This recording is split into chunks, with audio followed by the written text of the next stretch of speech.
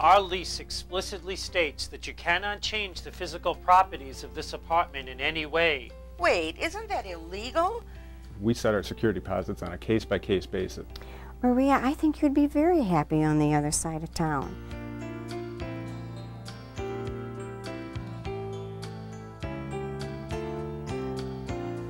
Discrimination, the act of keeping out or restricting individuals or classes of people from equal or fair treatment. Closing doors, turning away, limiting access to, or just plain not allowing in are often feelings turned into actions. Actions that are used to restrict classes of people from all housing options. Hello, I'm Wilma Hollis, Community Affairs Director at WTVO Channel 17. Born out of the Human Rights Act of 1968 are a multitude of federal, state, and local regulations and ordinances pertaining to the constitutional protection of protected classes of individuals. One area of protection involves the rights of individuals for fair housing. The intent of this program is to provide an overview of the fair housing guidelines enforced throughout the City of Rockford. The program will explore what protected classes are covered under the ordinance, what type of housing falls under these regulations, what constitutes a discriminatory act, and finally, who you should contact if you think you are the victim of housing discrimination. The City of Rockford Fair Housing Ordinance explicitly states that you may not discriminate in housing on the basis of age, color, race, religion, sex, national origin, disability, or familial status. These are referred to as protected classes. A discriminatory housing practice is the withholding of an individual or group of individuals in one of the following situations: sale of a property, rental of a property, negotiation of the lease or sale of a property, access to a property, or restrictions of an individual or group of individuals from a property stated in a print or published ad. This program will emphasize the highlights of the Fair Housing Ordinance. A more detailed or comprehensive outline of the ordinance can be obtained from the Fair Housing Board or from the Neighborhood Development Division of the City of Rockford Community Development Department. Let us now take a look at some obstacles that potential tenants or property owners might be faced with. Hi, I looked at your one-bedroom apartment last week and I believe I'm ready to sign a lease. Great. Let me pull your name up on the computer. Your name, please? It's Joe Frank. That's F-R-A-N-K. Yes. Joe, you currently live at 420 East 8th Street? That's correct. And you looked at unit number 606, a one-bedroom apartment that currently rents for $450 a month. And our records show that it's still available. Good. That's great. I have two questions, though. First of all, where are your laundry facilities located? There are 6 washers and there are 6 dryers, and they're located in the basement. Wonderful. One more question now. Do you know if the school bus that picks up students picks them up directly in front of the complex at the main entrance? Oh, no, sir. The school bus does not come to the complex. Do you realize that this is a singles-only complex? We frown upon renting to individuals with children. But my kid Lance, he's a great guy. He wouldn't give you any problem at all.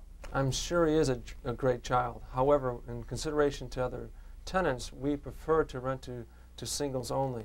There is a complex down the street that does rent to individuals with children. It's a great complex. I'm sure you'd be happier there.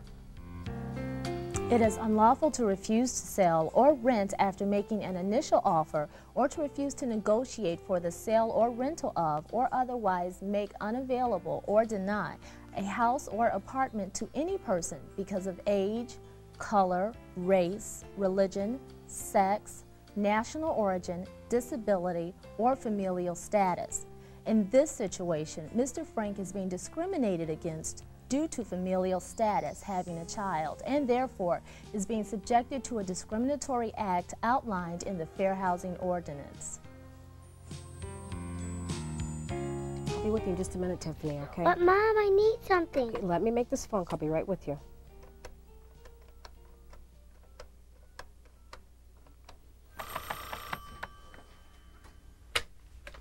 Hello? Hi, this is Miss Lander. I'm calling in regard to the apartment that you have advertised for rent at 1207 B Avenue. Can you give me some information about the apartment? Sure. It's a 2-bedroom apartment with a combination living room, dining room, small kitchen, and a bath. It's got hardwood floors and a porch in the back with steps that lead to an alley. And the rent goes for $325 a month. Okay, and are the utilities included in the rent? Gas and water are included, but the electric's the responsibility of the tenant. It's gas heat, so that would be included in the rent. Okay, and what kind of deposit do you require? It's a $400 security deposit and 1 month's rent, so we need $725 cashier's check to be able to sign the lease. Okay, and how long of a lease must I sign? That's a 1 year. Okay, I'd like to come by and look at that this afternoon if I could at about 2 o'clock. Sure. Just come by apartment 6 and we can go over there from here. Okay, I'll see it too. Take care now. Thank you. Bye-bye.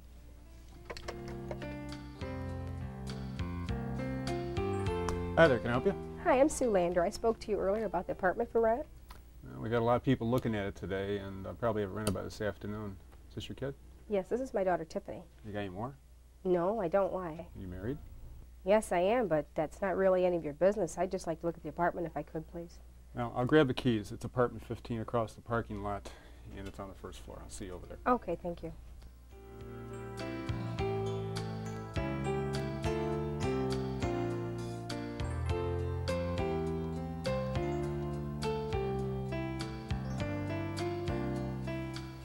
This is really nice. I like this. It's big and clean, lots of room. I really like it. Well, like I told you, we'll probably have it rented by this afternoon. Probably somebody right now on their way with a check. Well, I could call my husband and have him meet me over here after work with a check, because if he likes it as much as I do, we could give you your deposit tonight. That was $725, right? That was $1125. It was $800 security deposit in your first month's rent. Well, I thought you told me over the phone the security deposit was $400 and then the first month's rent. That's $725. You must have misunderstood what I said. We set our security deposits on a case-by-case basis. We found that certain types of people don't pay their rent on time. Besides, I'm entitled to a profit, and I'm a business owner, and I have to protect my investment.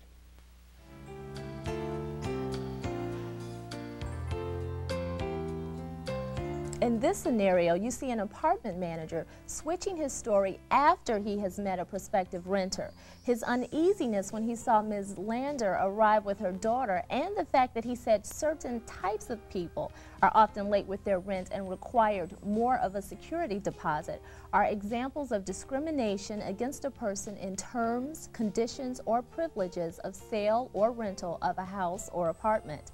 Here, the considerations have been changed after meeting a prospective renter.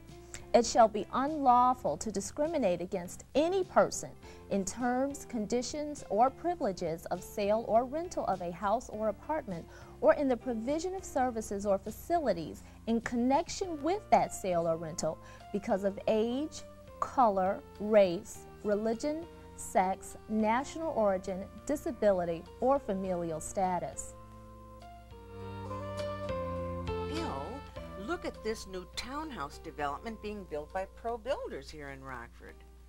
It looks great. Just what we've been looking for. 2-bedroom freestanding structures with a community room, a pool, and a recreation center in the middle of the complex. Oh, where is it? Is it built yet? There's a model to look at. They're scheduled to be built in the spring in southwest Rockford. What else does it say there? Well, let's see.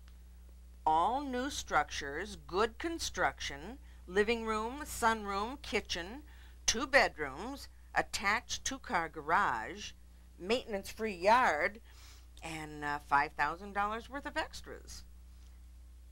Designed specifically for individuals 55 years of age or older. Wait, isn't that illegal? We're not yet 55, and this is exactly what we're looking for. No, dear. It's not illegal.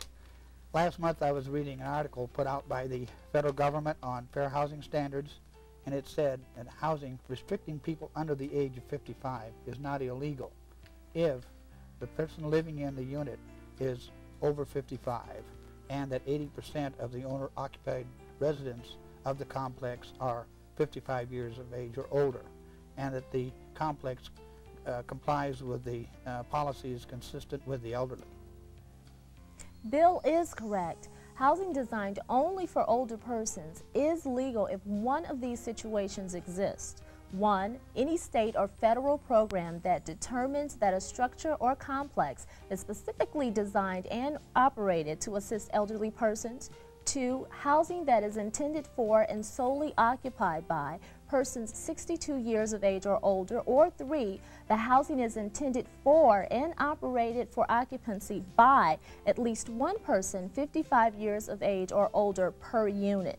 In this case, 3 conditions must exist. 1, the facility and services must meet the physical and social needs of older persons. 2, at least 80% of the units must be occupied by at least one person 55 years of age or older. And 3, the publication of and adherence to policies and procedures which demonstrate an intent by the owner or manager to provide housing for persons 55 years of age or older.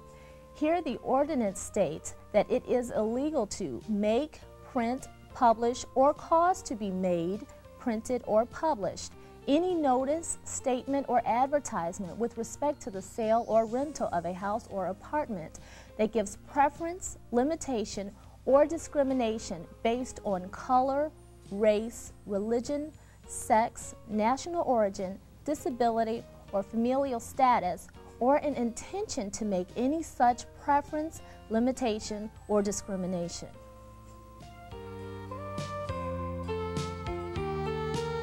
Hi, I'm Maria Gonzalez. Could I speak to someone about the house at 216 Grant Circle? Sure, just a moment. Sally Freed is the listing broker on that property, and I believe she's in, but let me double check. Okay, great. Hi, Sally. I have a Maria Gonzalez in the outer office, and she's interested in finding out some information on the property at 216 Grant Circle. Sure, okay. Miss Gonzalez, yes. Sally is in, and she would like to see you now. Okay, thanks. Hi there, Maria. I'm Sally Freed. Hi, Sally. I'm very glad to meet you. Same here. How can I help you? Well, I was driving by 216 Grant Circle this morning, and I saw an open house sign on the property.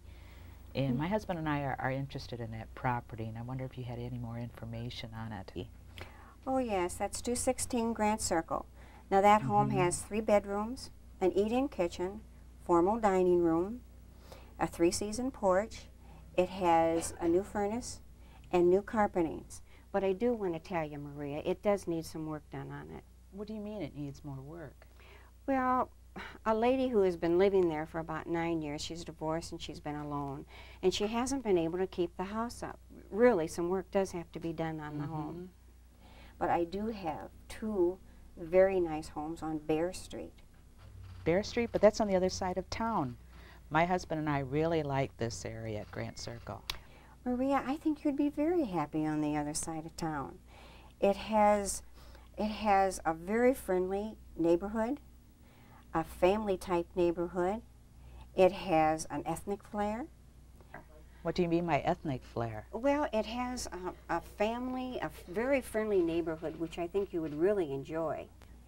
It is a part of the city that I believe that you and your family would be very comfortable living in. But I really like the area around Grant Circle. I'll tell you what I can do. I will take your phone number, and I will be glad to call you.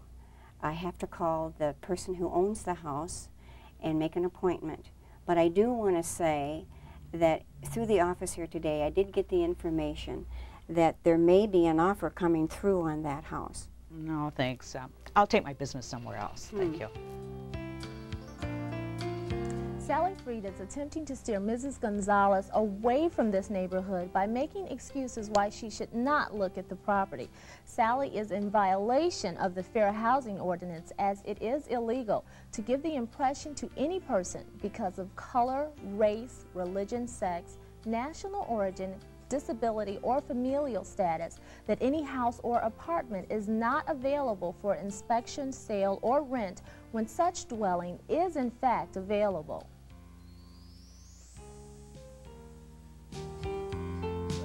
Time to see if it will work. Yeah, it'll work. You put a bar there and a bar there. It'll work out all right. Thank you for meeting me here. I heard your 1-bedroom apartments is accessible to people with wheelchairs. Also, your kitchens and bathrooms also are. Really? I guess I never really thought about that. Now, let me look around for a minute here. Looks great. Let's see, that's all I have to do is put 1 bar, grab bar by the toilet and 2 in the shower, and that should... Whoa, now wait a second. Our lease explicitly states that you cannot change the physical properties of this apartment at all. How do you think that I can re-rent an apartment after you come through here and do your thing in it? But you know what? Right around the corner from here is an excellent senior citizens complex. Senior citizens complex cater to people like you, and these lift or whatever these bars are that you're talking about are probably already in there. I suggest you take a look at one of those apartments. In this situation, the apartment manager is automatically assuming that what John will need to do to the apartment will damage the physical structure and cost a lot of money to install. What he does not realize is that any costs incurred are the responsibility of the person with a disability, and more importantly, by law, he cannot refuse to allow these modifications. The ordinance states that it is illegal to refuse to permit at the expense of the person with a disability reasonable modifications of existing premises necessary to allow such person full enjoyment of the premises. The landlord may not increase for persons with disabilities any required security deposits. However, they may require that a tenant pay into an interest-bearing account a reasonable amount of money not to exceed the cost of restoration for the cost of returning the apartment back to its original condition. What we have just seen are a few examples of situations that prospective tenants or property owners might be faced with when attempting to rent or purchase a property. All are examples of discriminatory housing practices. One attempt to control practices of this nature is to establish a fair housing board. The mayor of the City of Rockford appoints a 9-member fair housing board comprised of at least 1 lawyer, 1 licensed real estate broker, 1 representative of the business community, and 1 member of a minority racial group. Their job is to adopt rules and regulations designed to carry out the purposes and provisions of fair housing within the City of Rockford. This board more specifically, 1, studies any discriminatory housing practices in the City of Rockford, 2, publishes reports and makes recommendations derived from any studies, 3, cooperates and renders assistance to any public or private agencies, organizations, and institutions which function to prevent or eliminate discriminatory housing practices, 4, cooperates and renders assistance to the community relations source in preventing or eliminating discriminatory housing practices, and 5, administers the programs and activities outlined in the Fair Housing Ordinance. If you or someone you know feels like they have been injured by a discriminatory housing practice that has or is about to occur, the person discriminated against may file a written complaint with the legal director of the City of Rockford within 180 days of the alleged discriminatory housing practice occurrence. If you should have any questions about fair housing or want to initiate a complaint in reference to a fair housing discriminatory practice, call the Community Development Department at 987-5690. Remember, fair housing is your right as a citizen of the City of Rockford. Don't let doors close behind you. Help is just a phone call away.